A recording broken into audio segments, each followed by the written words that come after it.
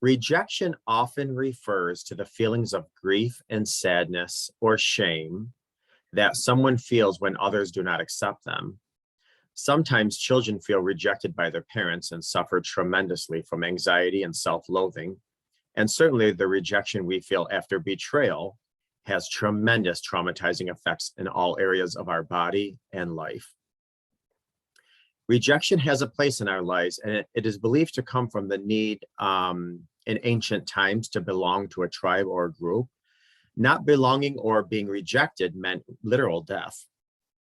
Many tribes or groups used ostracism to control the behaviors of their members. So humanity, and they actually do this in nature nowadays, if a lion isn't good enough for a pride, they kind of all get together and ostracize the lion.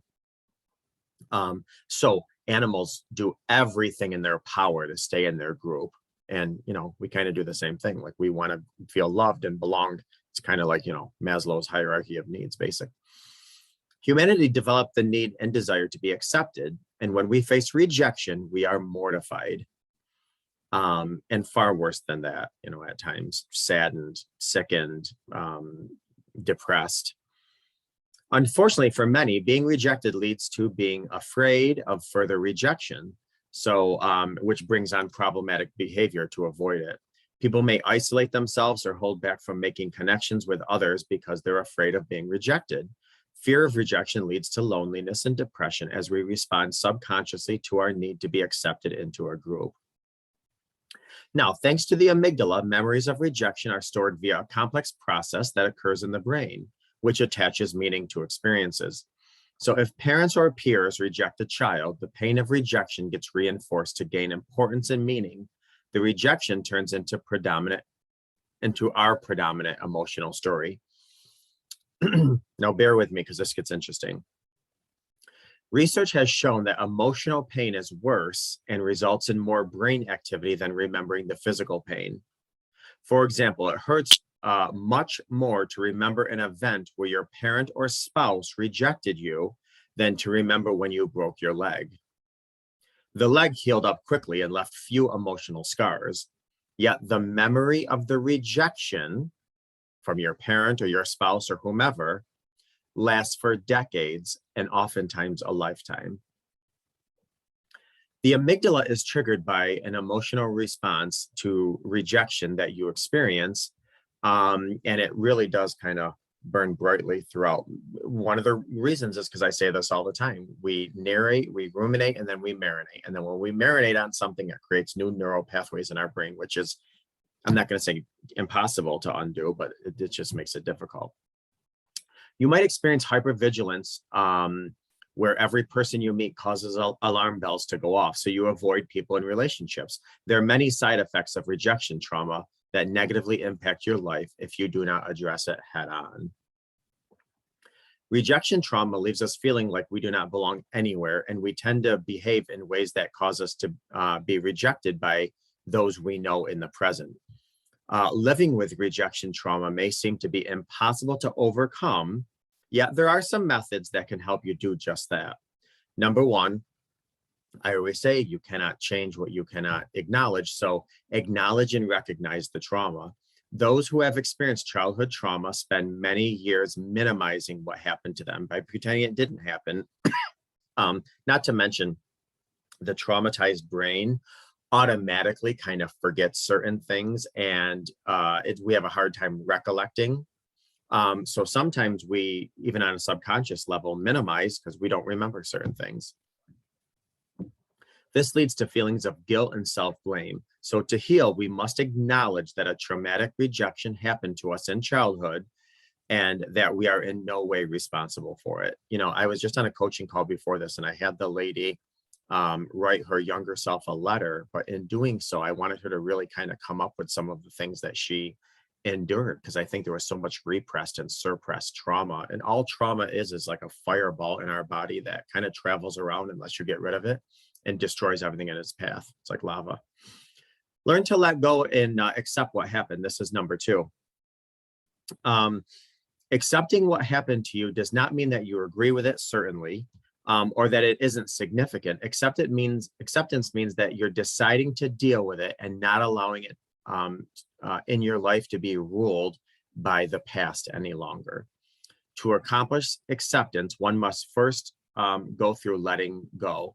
Letting go isn't a magical procedure. Instead, it means that you're, again, no longer allowing the terrible memories of the past to rob you of living the best life possible. It's radical acceptance. I mean, and I'll tell you something. I actually am sitting on a panel of about 2,000 people that are going through a divorce or have been divorced this Friday. And one of the things, and actually I'm going to be on a call with Coach Anar tomorrow. She's going to help me out tremendously with this. One of the things that I think is very important is radical acceptance, because I think especially with separation, divorce, even betrayal, we spend so much time in wishing it didn't happen, or praying it didn't happen, or begging the universe or God to rewind time.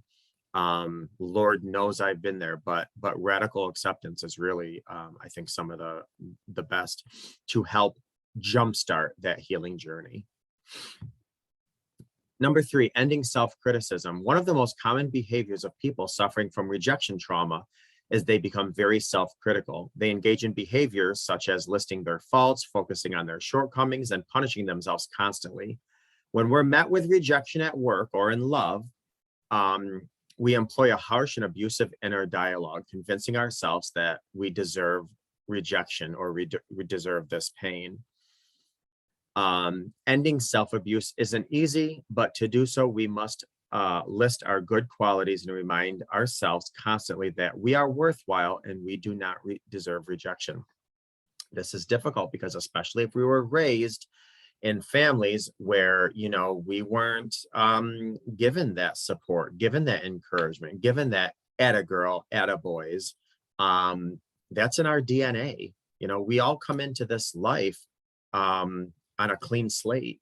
And so when parents knock us down, and our peers knock us down, and our partners knock us down, and life knocks us down, it's almost impossible to have a positive self-dialogue, and even more impossible to believe it.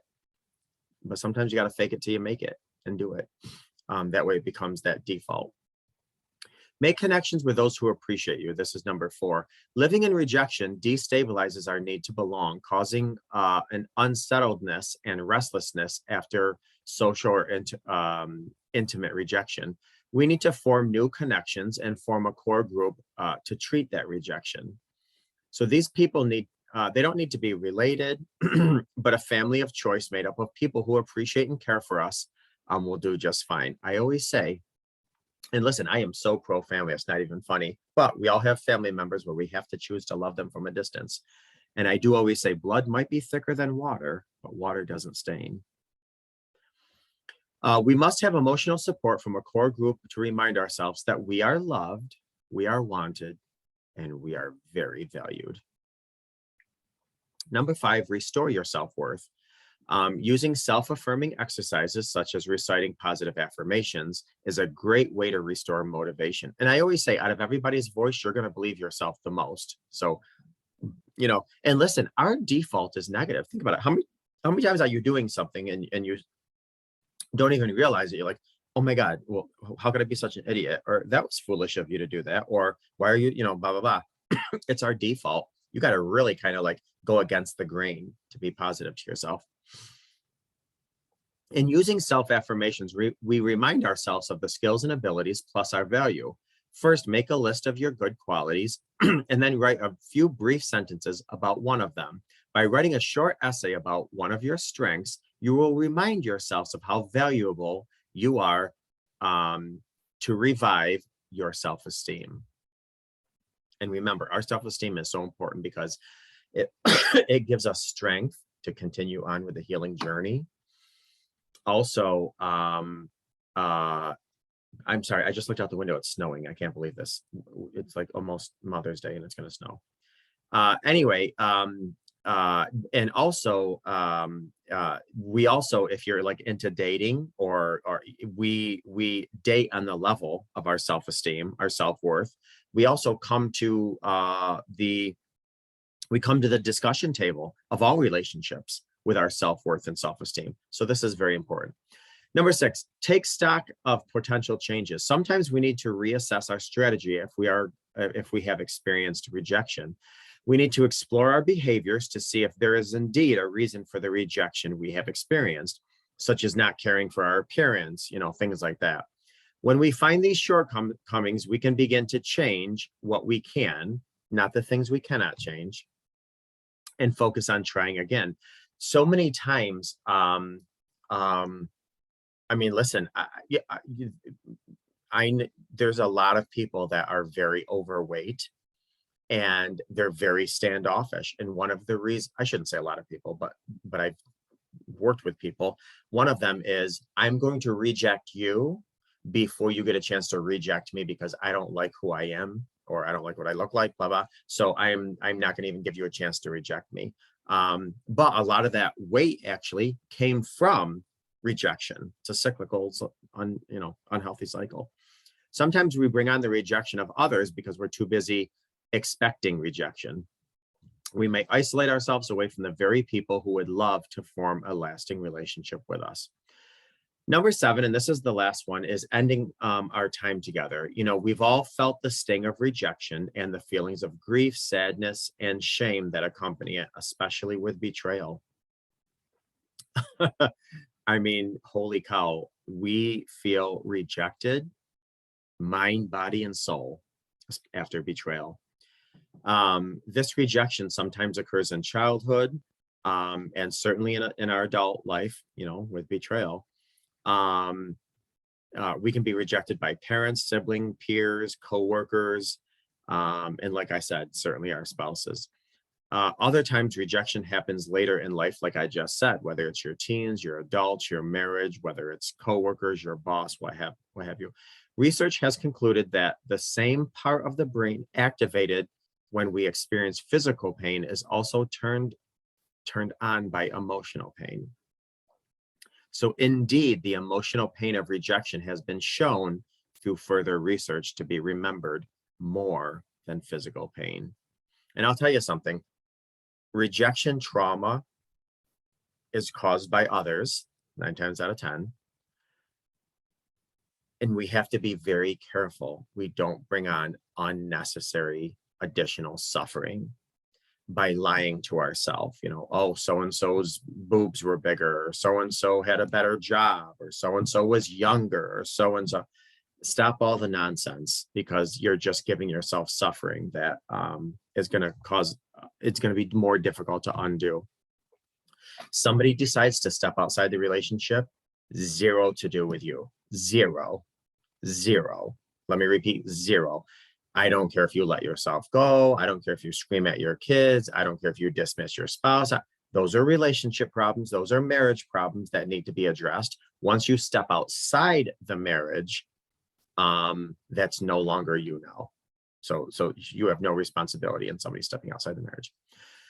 All right. So anyways, so we went over today about 6 or 7 methods to heal from rejection trauma. I hope that you did find a method that works for you, or even if you modified some lessons or a little bit of each lesson, you could apply to certain things.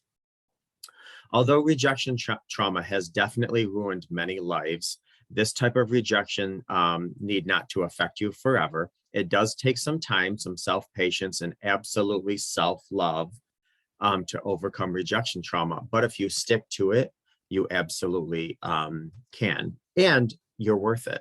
So why not? And I'm going to tell you something. I believe you believe you're worth it, or you wouldn't be here watching this class right now. Have a great week. God bless you.